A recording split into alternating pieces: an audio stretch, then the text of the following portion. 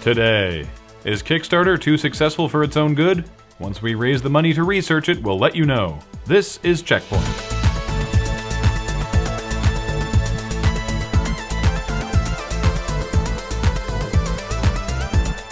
Welcome to CheckPoint, where we have to make a retraction of last week's intro. Statistically, it turns out that many people can and will step to this. We'd also like to issue a further apology for the 17 viewers who wrote in who were morally offended by Graham's dancing. GameStop recently lost a lawsuit affecting their messaging on used game sales. All stores must now display signs explaining that any used titles that came with an online pass while new will lack that $10 of bonus content, information that GameStop previously withheld. This makes a big difference when GameStop is selling a used copy for only $5 less than a new one, and a big difference to GameStop profits and to their customers' wallets. The downside? This only applies to stores in California. As for the rest of the country, GameStop can keep on ripping off. Well-known Alice in Wonderland creepifier American McGee is turning his eyes to another classic tale, that of Little Red Riding Hood.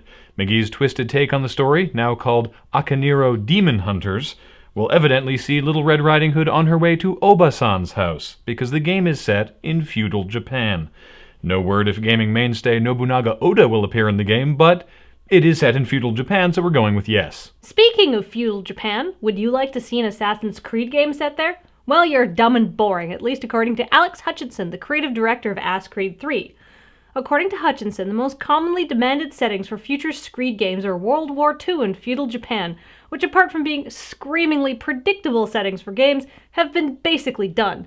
He says he wants to take Assassin's Creed to places other games don't go, places that will surprise gamers. So look for Assassin's Creed Moon Landing coming soon. The Japanese premium version of Resident Evil 6 carries a price tag of $1,300. For that price, does it come with your very own zombie? No, but it does come with a real leather replica of Leon's jacket and 4 phone cases. One for each of your phones, because to have that kind of cash to blow on a video game, you're obviously a drug dealer. Developers are turning to Kickstarter to create all sorts of games, from simple iOS puzzlers to RPGs with AAA aspirations and the budgets to match. But is this good for the industry? Paul Saunders has flirted with the dark specter of actual journalism to bring you this story. Thank you, Kathleen. Double Fine's incredibly successful Kickstarter has literally changed the way video games are made now. In the 2 months since Tim Schafer and his team started their Kickstarter, 34 video games have been successfully funded through the service, gathering a collective katamari of more than $4,276,391. Think that's insane? That's not even counting games like Wasteland 2, which will finish funding today with something like $1 grillion. To give you some context, I counted the amount of successful games funded through Kickstarter in the 2 months before Double Fine reinvented funding. 15 games were funded for a grand total of just over $169,000. This either means tens of thousands of people have suddenly come to the realization that their life dream was to enter the incredibly glamorous world of video game publishing, or there may be what financial experts refer to as a gigantic bubble. If the bubble doesn't burst on its own, we here at CheckPoint may have to let the air out ourselves by kickstarting a game so terrible it'll be sure to sap potential investors everywhere of the desire to invest in unproven game concepts. Watch out, Kickstarter. The Adventures of Professor Pigglesworth on the island of Seriously Give Me Your Money is coming for you. Thank you, Paul.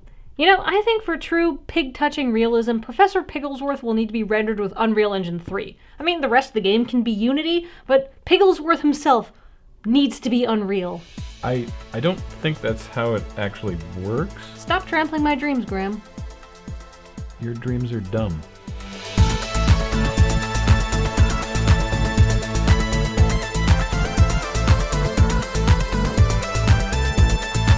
Coming up, Zynga recently spent $1.3 million on security for CEO Mark Pincus.